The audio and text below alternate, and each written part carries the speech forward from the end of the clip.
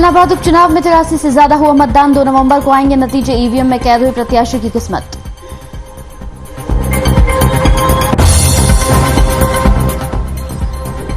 इनेलो प्रत्याशी अभय चौटाला का विरोधियों पर वार। कहा, बौखलाए हुए हैं विरोधी। 30,000 से ज्यादा के अंतर से होगी इनेलो की जीत।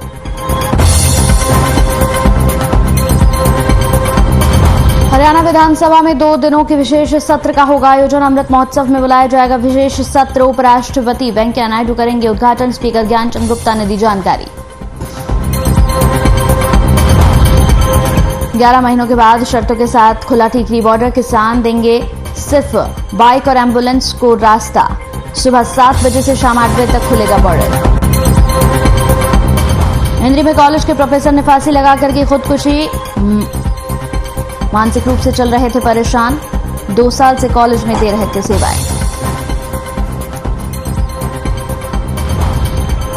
और कैथल में किसानों ने पकड़वाई डीएपी खाद। निजी गोडाउन में रखे थे 130 डीएपी खाद के कट्टे। किसानों ने की लाइसेंस रद्द करने की मांग।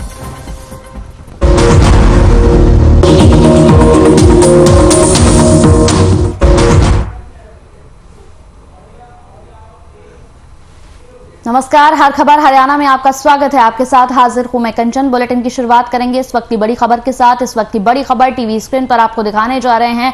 आपको बता दें कि लगातार जिस तरीके से यहां पर बड़ी खबरों का सिलसिला शुरू हो गया है, सुसाइड नोट से यहां पर यह खबर है। दुकानदार की पत्नी ने यहां फाइनेंसरों से बातचीत की। साथ ही साथ आपको बता दें कि गोहाना से यह बड़ी खबर है। दुकानदार ने जहर खाकर की आत्महत्या। फाइनेंसरों से तंग होकर इस कदम को उठाया। बड़ी खबर इस वक्त की।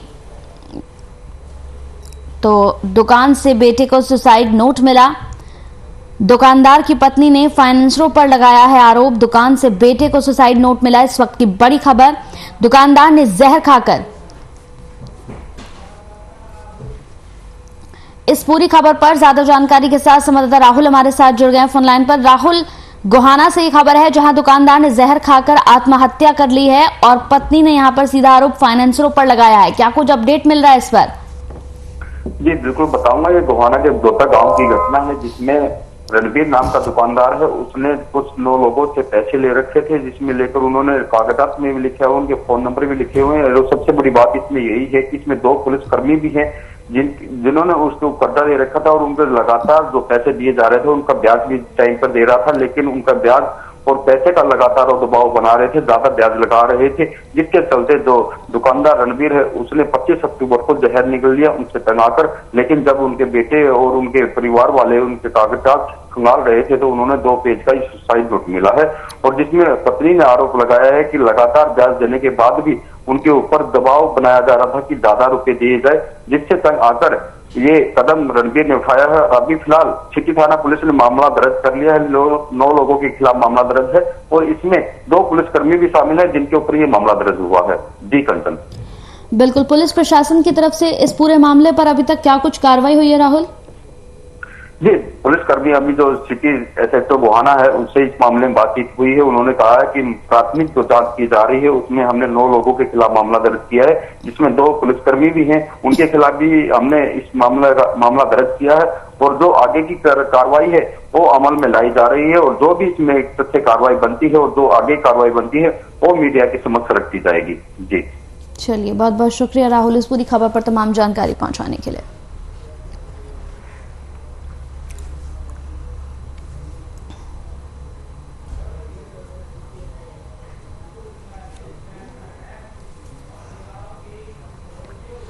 तो खबर एलनाबाद से है। एलनाबाद उपचुनाव के लिए वोटिंग खत्म हो चुकी है। कड़ी सुरक्षा के बीच मतदाताओं ने भारी संख्या में घरों से निकलकर वोट दिए। सुरक्षा के मद्देनजर अर्धसैनिक बलों की टुकड़ियों भी यहां पर तैनात रहीं और पूरे इलाके की नाकेबंदी की गई। एलनाबाद उपचुनाव के लिए 211 पोलिंग बूथ बनाए गए थे, जिनमें से 121 बूथों को संवेदनशील और अति संवेदनशील की श्रेणी में रखा गया था। एलनाबाद विधानसभा सीट पर 1,85,000 से ज्यादा मतदाता हैं, जिनमें 98,000 से ज्यादा पुरुष हैं जबकि 86,000 महिलाएं हैं। एलनाबाद में 19 प्रत्याशियों की किस्मत का फैसला जनता ने ईवीएम में कैद कर दिया है, लेकिन यहां मुख्य मुकाबला बीजेपी, कांग्रेस और इनेलो के बीच में है। बीजेपी से गोविंद कांडा, इनेलो से अभय सिंह चौटाला और कांग्रेस से पवन बेलीवाल की किस्मत ईवीएम में कैद हो चुकी है। 2 नवंबर को वोटों की गिनती होगी और ये साफ हो जाएगा कि ऐलनाबाद किसका होगा।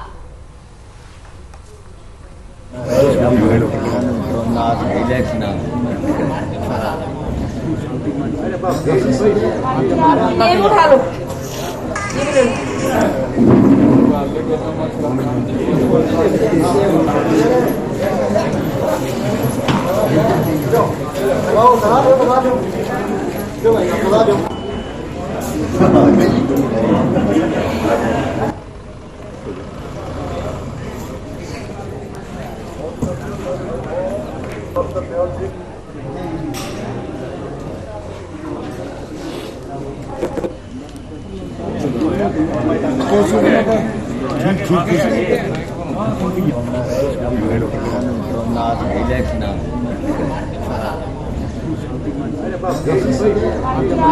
उठा लो।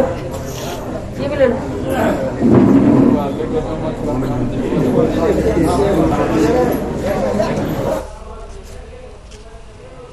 तो ऐलनाबाद उपचुनाव के लिए वोटिंग खत्म हो चुकी है। सभी प्रत्याशियों की किस्मत ईवीएम में कैद हो चुकी है और 2 नवंबर को नतीजे सामने आएंगे। आने वाले चुनाव परिणाम को लेकर इनेलो प्रदेश प्रवक्ता सुखबीर तंवर से खास बातचीत की हमारे संवाददाता प्रवीण शर्मा ने। हमारे साथ मौजूद हैं इंडियन नेशनल लोकदल के प्रदेश प्रवक्ता सुखबीर तंवर। उनसे जानते हैं कि क्या आंकड़े कहते हैं, क्या उनकी स्टडी कहती है ग्राउंड पर के अब रिजल्ट में क्या आएगा, क्योंकि आईएनएलडी के अभय चौटाला वहां से एक सशक्त उम्मीदवार के रूप में चुनाव लड़ रहे हैं। जी तंवर साहब, देखिए, जिस प्रकार से ये चुनाव क्यों हुआ उस पर छोटी टिप्पणी करना बहुत जरूरी है। आज इस चुनाव का कारण क्या बना, निसंदेह जिस प्रकार से भारतीय जनता पार्टी की सरकार ने किसानों के लिए जो काले कानून लेके आए उनके विरोध में और किसान आंदोलन के समर्थन में अभय सिंह चौटाला जी ने त्यागपत्र दिया। उसके बाद ये चुनाव हुए। ये चुनाव किसी पार्टी या दल का चुनाव नहीं है, ये किसान और पूंजीपति व्यवस्था के बीच कहीं ना कहीं एक जनमत संग्रह है।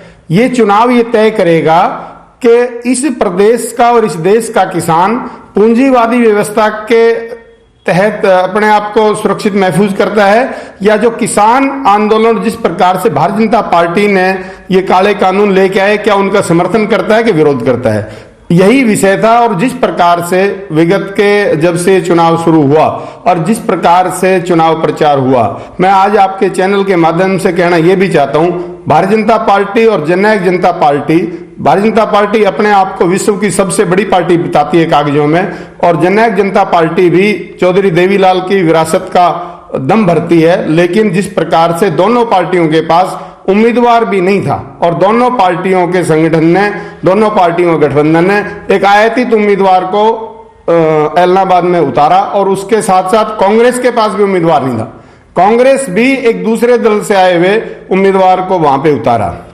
निसंदेह इन दोनों पार्टियों के जितने भी लोग वहां पे चुनाव लड़ रहे हैं, सबकी जमानत जब्त होनी तय है। जिस प्रकार से चुनाव प्रचार में ये पार्टियां धरातल पे लोगों के बीच नहीं जा पाई, उससे अपने आप में चुनाव का परिणाम स्पष्ट हो जाता है। तंवर साहब, एक बात बड़ी तेजी से आ रही है और हर दल उस बात को उठा रहा है कि अभय चौटाला ने अगर दोबारा चुनाव लड़ना था तो उन्होंने रिजाइन ही क्यों दिया, क्यों प्रदेश के ऊपर एक उपचुनाव छोड़ा थोपा। विषय त्यागपत्र क्या नहीं है, विषय किसान आंदोलन को समर्थन देने का था। जिस प्रकार से किसान आंदोलन शुरू हुआ और उसमें जिस प्रकार से केंद्र की सरकार ने उसको दबाने की कोशिश करी, इंडियन नेशनल लोकदल ने और इंडियन नेशनल लोकदल के एकमात्र विधायक ने उस वक्त कहा था कि सरकार चेत जाए और 26 जनवरी से पहले इन कानूनों को वापस ले, नहीं तो वो विधानसभा से त्यागपत्र दे देंगे। निसंदेह इन्होंने 26 जनवरी से पहले नहीं लिया। हालांकि 26 जनवरी को भी जिस प्रकार से इन्होंने किसान आंदोलन को समाप्त अपने लोगों के द्वारा करवाने का प्रयास किया, वो इस देश और प्रदेश की जनता ने देखा। बात के धनी है, जुबान के सच्चे हैं, उन्होंने अपनी बात पे कायम रहते 27 जनवरी को इस्तीफा दिया। उसके बाद हालांकि चुनाव तो पहले होना चाहिए था, लेकिन चुनाव से डरते हुए भारतीय जनता पार्टी ने चुनाव में भी देरी करी, और इसके बाद ना इनके पास जब 8 महीने से कोई उम्मीदवार नहीं है, आप इस बात का स्वयं आकलन कर सकते हैं। निसंदेह भारतीय जनता पार्टी, जननायक जनता पार्टी और कांग्रेस इस चुनाव में पूर्णतः विफल हो चुके हैं, अप्रासंगिक हो चुके हैं। आने वाले समय में अभय सिंह चौटाला के नेतृत्व में इंडियन नेशनल लोकदल जो उसकी पुराना समय था उसी दौर में वापस आएगी। तो आपने देखा, ये थे हमारे साथ सुखबीर तंवर, जिन्होंने साफ तौर पर कहा कि इंडियन नेशनल लोकदल के प्रत्याशी अभय चौटाला सभी की जमानत जब्त कराकर विजयी होंगे।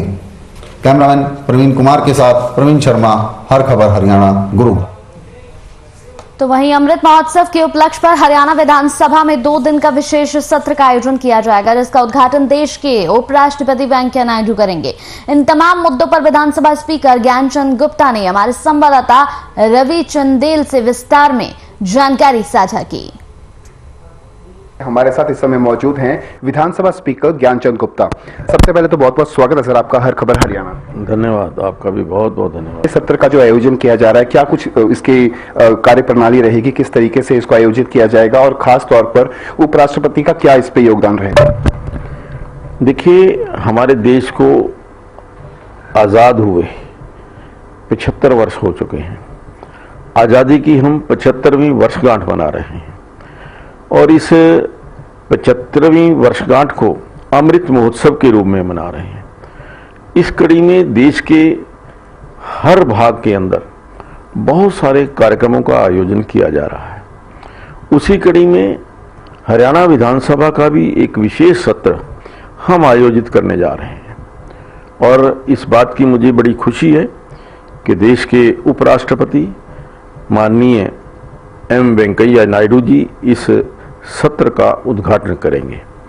इसी सिलसिले में मैंने कुछ दिन पहले उनसे भेंट की थी और उनसे निवेदन किया था कि इस सत्र का वो उद्घाटन करें। मुझे बड़ी खुशी है कि उन्होंने निमंत्रण को स्वीकार किया है और कुछ ही दिनों के अंदर एग्जैक्ट डेट के बारे में हमें जानकारी मिल जाएगी। ये विशेष सत्र 2 विषयों को लेकर के विशेष तौर पर किया जा रहा है।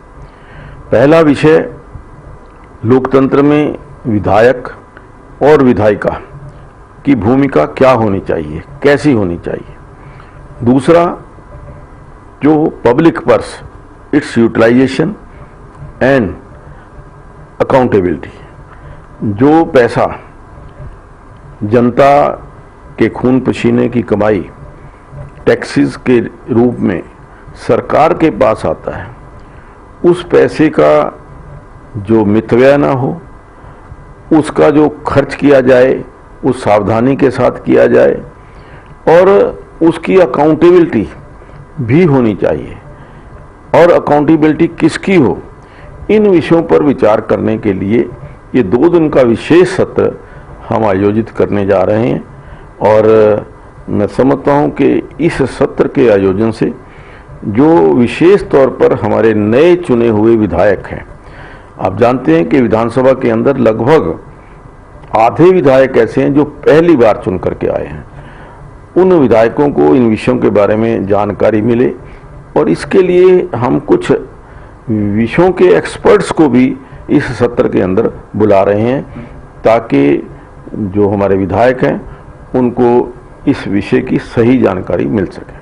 बताया कि अमृत महोत्सव के उपलक्ष्य पर जल्द ही हरियाणा विधानसभा में विशेष सत्र का आयोजन किया जाएगा, जिसमें देश के उपराष्ट्रपति वेंकैया नायडू जो हैं उसका उद्घाटन करेंगे।